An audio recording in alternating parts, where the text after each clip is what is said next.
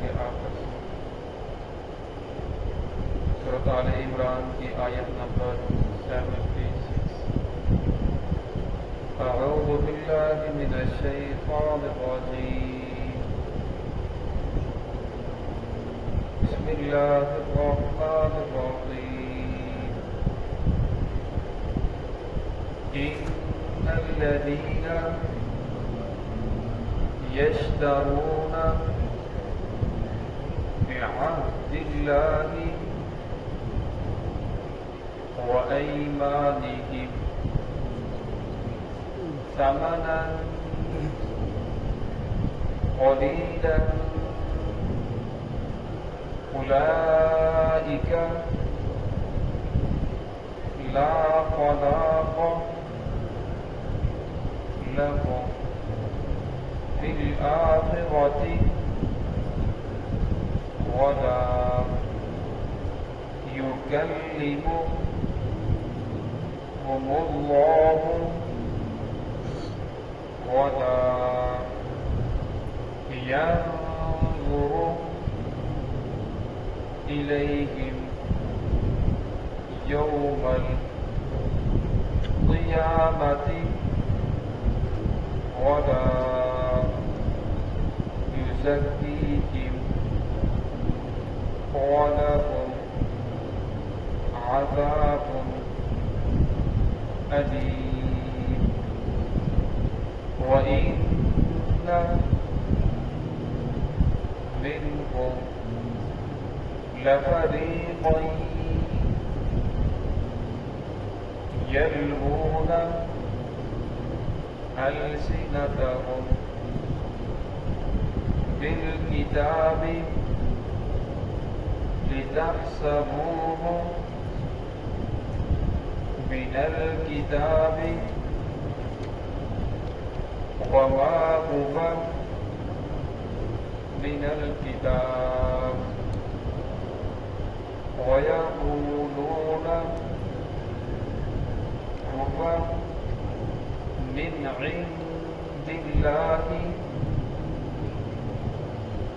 وما هو من عند الله ويقولون على الله كذبا وهم يعلمون۔ بسم الله الرحمن الرحيم۔ إن الذين يشترون بعهد الله وأيمانهم ثمنا قليلا أولئك لا خلاق لهم في الآخرة ولا يكلمهم الله ولا ينظر إليهم يوم القيامة ولا يزكيهم ولهم عذاب أليم۔ وإن منكم لفريقا يلوون ألسنتهم بالكتاب لتحسبوه من الكتاب وما هو من الكتاب ويقولون هو من عند الله وما هو من عند الله ويقولون على الله الكذب وهم يعلمون۔ ان الذين يشترون، بے شک وہ لوگ جو خریدتے ہیں بعہد اللہ، اللہ تعالیٰ کے عہد کو، وعدے کو، وایمانہم اور اپنی قسموں کو، ثمنا قلیلا تھوڑے ثمن کے بدلے میں، اولئک لا خلاق لهم فی الآخرہ یہی لوگ ہیں کہ نہیں ہے ان کے لیے کوئی حصہ آخرت میں، ولا یکلمهم اللہ نہ اللہ رب العزت کی ذات ان سے کلام کرے گی، ولا ينظر الیہم یوم القیامہ نہ اللہ رب العزت ان کی طرف دیکھیں گے رحمت کا دیکھنا یوم القیامت قیامت کے دن، ولا یزکیہم نہ انہیں پاک کریں گے گناہوں سے، وَلَهُمْ عَذَابٌ أَلِيمٌ اور ان لوگوں کے لیے دردناک عذاب ہے۔ وَإِنَّ مِنْهُمْ لَفَرِيقًا يَلْوُونَ أَلْسِنَتَهُمْ اور انہی میں سے ایک فریق جو چلاتا ہے اپنی زبانوں کو کتاب کے ساتھ لتحسبوہ، تاکہ تم گمان کرو اس کو من الکتاب بھی کہ یہ بھی کتاب میں سے ہے، وما هو من الکتاب، حالانکہ وہ کتاب میں سے نہیں ہے، ویقولون هو من عند اللہ، اور وہ کہتے ہیں کہ وہ اللہ کی جانب سے ہے، وما هو من عند اللہ، حالانکہ وہ اللہ کی جانب سے نہیں ہے، ویقولون علی اللہ الکذب، اور وہ کہتے ہیں اللہ تعالیٰ پر جھوٹ، وہم یعلمون، حالانکہ وہ سب کچھ جاننے والے ہیں۔ اس آیت کا شان نزول یہ ہے، حضرت اشعث بن قیس رضی اللہ تعالیٰ ان کے ساتھ ایک یہودی کا جھگڑا ہوا، وہ معاملہ لے کر رسول اللہ صلی اللہ علیہ وسلم کی خدمت میں پیش ہوئے، تو آپ صلی اللہ علیہ وسلم نے دونوں کا معاملہ سنا۔ اصل کے اندر جو کنواں تھا وہ اشعث بن قیس رضی اللہ تعالیٰ جو مسلمان صحابی تھے ان کا تھا، لیکن جو قبضہ تھا وہ اس وقت یہودی نے دیا ہوا تھا۔ تو رسول اللہ صلی اللہ علیہ وسلم کے سامنے جب معاملہ آیا تو رسول صلی اللہ علیہ وسلم نے پوچھا اشعث رضی اللہ تعالیٰ سے، کیا آپ کے پاس گواہ ہے؟ وہ کہنے لگے یا رسول اللہ میرے پاس تو گواہ نہیں ہے، کیونکہ شریعت کا حکم یہ ہے کہ جو دعویٰ کرنے والا ہوتا ہے اس کے ذمے گواہ ہوتے ہیں، البینۃ علی المدعی والیمین علی من انکر، اگر مدعی کے پاس جو دعویٰ کرنے والا ہے اس کے پاس گواہ نہ ہو تو پھر جو قبضہ کرنے والا ہوتا ہے، جو انکار کرنے والا ہوتا ہے، منکر ہوتا ہے، اس کے ذمہ قسم ہوتی ہے۔ تو صلی اللہ علیہ وسلم نے فرمایا اگر تیرے پاس گواہ نہیں ہے تو پھر اس سے قسم لے لیتے ہیں۔ تو کہنے لگا یا رسول اللہ میں گواہ کہاں سے لے کر آؤں، یہ تو مجھے باپ دادا سے جدی پوچھی چلا آ رہا ہے، جس وقت میرے آباء و اجداد نے اس کنویں کو کھودا تھا تو اس وقت میں پیدا بھی نہیں ہوا تھا، اور یہ فاسق و فاجر آدمی ہے، یہ تو ایسے ہی قسم اٹھا دے گا، تو اس طرح یہ تو سارے مدینہ کے اوپر قبضہ کر لے گا۔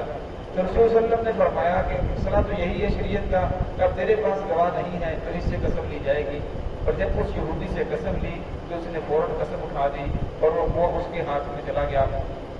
تو یہاں اللہ رب العزت نے اس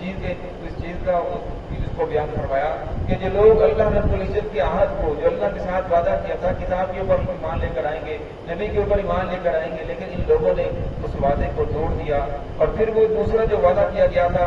کہ